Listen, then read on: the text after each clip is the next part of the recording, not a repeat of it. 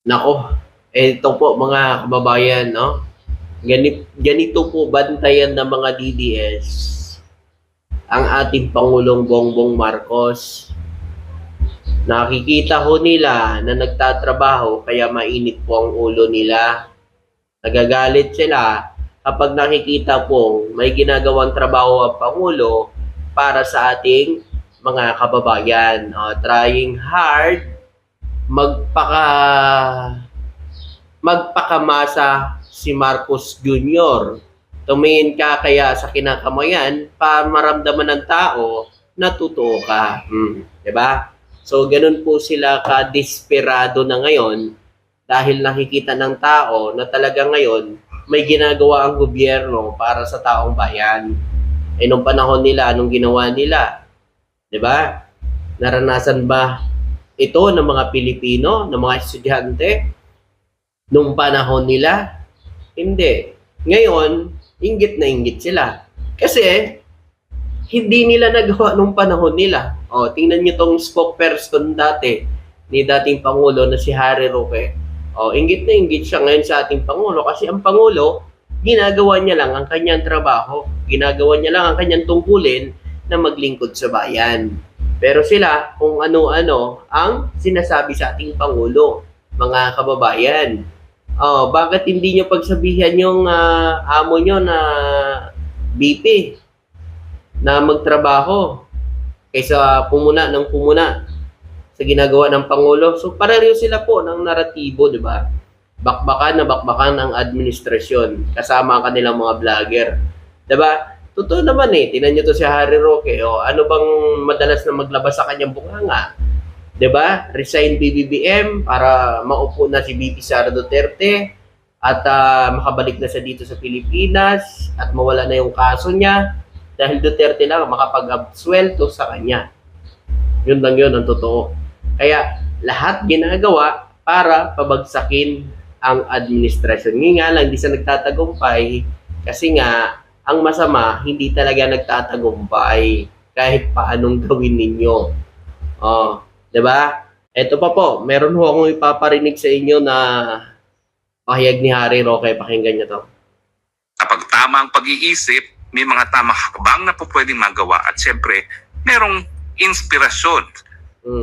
Pag tama daw ang pag-iisip, may magandang hakbang na magagawa. Totoo yan. Naniniwala ko dyan. Kaya nga, may magandang hakbang na ginagawa ang ating Pangulo para sa bansang Pilipinas. Kung ano man yung patutsada mo, sabihin mo yan sa amo mo dahil yun ay mukhang malayo na ho ang pag-iisip. Malayo na ho ang nararating ng pag-iisip niya. Kaya payuhan mo, Harry Roque. Payuhan mo, baka gumaling pa. Tuloy. At kumpiyansa na ibinibigay sa taong bayan na malalampasan natin ang pagsubok nito. Kumpiyansa, nakikita mo naman ang Pangulo. Talagang harap-harapan na hiraharap ang taong bayan. Harap-harapan naririnig kung anong hinaing ng mga Pilipino. At yan ay tinutugunan ng ating Pangulo. Ikaw, ano?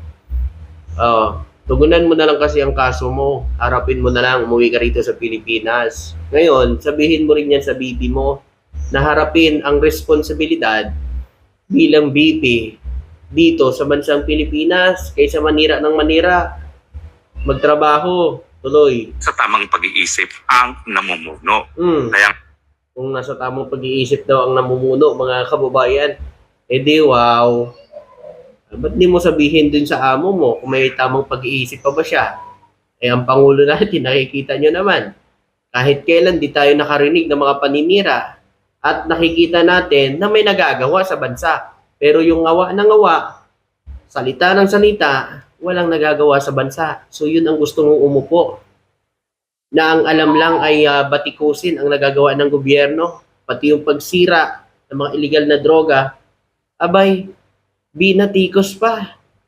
Naku, mga kababayan, tuloy natin. Ulitin ko po, kung kayo tunay na nagmamahal sa bayan, isipin mo na lang na pati ang ama mo naman ay minahal ang bayan. Pagmahal naman talaga sila sa bayan Ikaw ba, mahal mo ang bayan? O pang sariling interest lang? Ito talaga ang may pansariling interest lang na tao. Binubulag ang mga Pilipino sa kanyang mga galit dyan sa ating Pangulo kasi hindi niya nakuha ang gusto niyang makuha sa ating presidente. Ngayon, ganito sa magsalita kasi gusto niyang makabalik dito sa Pilipinas na wala na siyang kaso. Resign BBM, lagi ang pambibig niyan. Tuloy natin. Sige na, either mag-resign ka na, o di naman kaya mag-leave of absence ka na, magparehab ka kung kinakailangan, at ibigay mo na muna panandalian ang reign of power kay Inday Sara. Ibigay na daw ng panandalian ang posisyon na yan kay Vice President Sara Duterte. Ang galing, no? Ang talino na nag-iisip, no? Ang galing mo, Harry Roque, talagang abogado ka. Ang magandang gawin mo na lang, umuwi ka rito sa Pilipinas, patunayan mo yan sinasabi mo, na sinasabi mo magparihab ang Pangulo dahil gumagamit, patunayan mo yan, harapin mo yung kaso mo na naglabas ka ng ebidensya, yung EI video na yon, kung totoo yon, harapin mo yon. Dahil ikaw naglabas nun. Ngayon, kung totoo ka talaga, umuwi ka na rito sa Pilipinas, sa Harry Roque, ganun lang yan. Sino ba binubulag mo? Siyempre, mga anga-anga mo na supporters, kasing anga mo. Di ba? Ganun lang yan. Ito pa, pakinggan nyo to. Pananalita at gawain ni Boying Rimulya mula pa noong 2023, malinaw na intensyon talaga ng mga Marcoses gamitin ng ICC para burahin ang mga Duterte. Asan ang ebidensya mo? Asan ang magpapatunay mo? Na gusto nga ng mga Marcos na burahin o gusto ni PBBM burahin ang karir ng mga Duterte sa politika dito sa bansa natin. Asan? Asan yung patunay mo? Ilabas nyo na kasi yung sinasabi ninyo. Hindi na puro hula-hula lang. Yung paghuli kay dating Pangulong Duterte, may tamang proseso. May kaso. Dapat ganun din kayo. Bago kayo magdada, ilabas nyo muna yung mga ebidensya na hawak ninyo bago nyo magsalita na magsalita dyan. Ang tagal nyo nang sinasabi yan. Ni isa, wala man lang kayo napatunayan dyan. Ang sinasabi mo na Marcos sisirain ng mga Duterte para mawala sa sa karir nila sa politika. Ang tagal mo nang sinasabi yan bakit hanggang ngayon wala kang matibay na ebidensya na ilalabas kung yan talaga ay totoo? Ang mali ay mali. Yan kasi ang sinasabi sa iyo mali ka kasi. Kaya dapat ang gawin mo, harapin mo yung kaso mo rito sa Pilipinas. Yun talaga magandang gawin mo. Harapin mo yung kaso mo. Kasi yon, may tamang proseso yon yung paghuli. Ngayon, ang ginagawa ninyo, binubulag nyo yung tao. Binubulag nyo ang mga supporters nyo na tagasunod nyo na kinidnap. Pero may tamang proseso. Ba't hindi nyo kasuhan si dating Senador Antonio Trillanes? Kasi siya naman po ang nag-file ng kaso na yan 2017 pa. Pangulo pa si dating Pangulong Duterte. Si Antonio Trillanes ang nag-file ng kaso 2017. Presidente pa si dating Pangulo Duterte. Ngayon lang umusad ang kaso. Ngayon, ano gusto niyong gawin ni BBM? Harangin na walang ibang naririnig si BBM sa kundi paninira, bangag, bangag tayong presidente. So gusto niyo pala harangin para may utang na loob. Ganon. Antindi, tindi ng utak ni Harry Roque, mga kababayan, tuloy natin. Kahit ano pang sabihin na kasinungalingan ni Marcos Jr. Pangalawa, sino ba talaga ang nagsisinungaling? Yung may ebidensya ba? O yung wala? Dapat may ipakita kayong ebidensya sa sinasabi ninyo patungkol ho dito sa sinasabi ninyong sisirain ng ating Pangulo ang karir ng mga Duterte. Dapat may matibay kayong ebidensya dyan. Ang Pangulo, tahimik lang, walang ginagawa. Pero sa susunod na mga buwan siguro, nandito ka na sa Pilipinas. yung gawain nila ngayon na nakikipagtulungan, ito po'y labag sa saligang batas. It is a culpable violation of the Constitution dahil labag daw sa batas. Pero nung panahon nyo, anong ginawa nyo? Yung pagpatay ng mga Pilipino, hindi ba yun paglabag sa karapatan pang tao? Okay lang pala yun. Iyan nga, may tamang proseso yan eh. May tamang proseso ang paghuli kay dating Pangulong Duterte. Alay natin. Ang motibo ngayon ng gobyerno sa lantarang pagtutulungan, hindi lang sa pag-surrender kay Tatay Digong, o hindi na rin yung paggagastos para sa mga testigo lamang kay Tatay Digong, ay Grabe no, mga kababayan, ano, ganun nila bulagin ang tao sa kanilang mga naratibo. Ang masaklap lang kasi, yung mga uto-uto, yung mga supporters, yan ang napapaniwala ninyo. Bakit?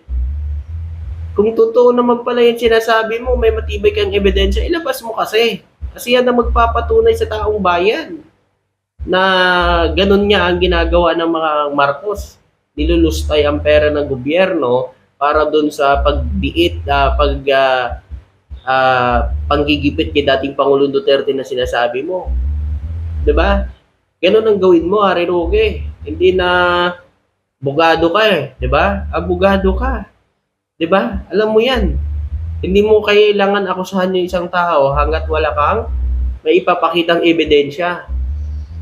O, mga uto-uto na lang ang mga supporters mo kasi naniniwala pa sa'yo. Ang tagal-tagal mo na sinasabi hanggang ngayon wala ka pa rin ebidensya. O, para nga po ma-dismiss yung sinasabi ni Tatay Digong na wala ng jurisdiction ng ICC dahil ang pagkilala ng gobyerno ng Pilipinas sa jurisdiction ng ICC sa pamamagitan ng pagbibigay tulong at kooperasyon sa hukuman ay nagpapakita na kinikilala ng gobyerno natin ang jurisdiction ng ICC.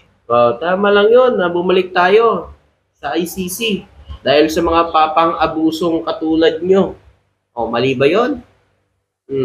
At saka bago tayo nawala, nasampahan na ng kaso si dating Pangulong Duterte ni Trillanes bago tayo nawala sa ICC. Ngayon, kung gusto man bumalik ngayon ng Pangulo sa ICC, mas okay ako dun.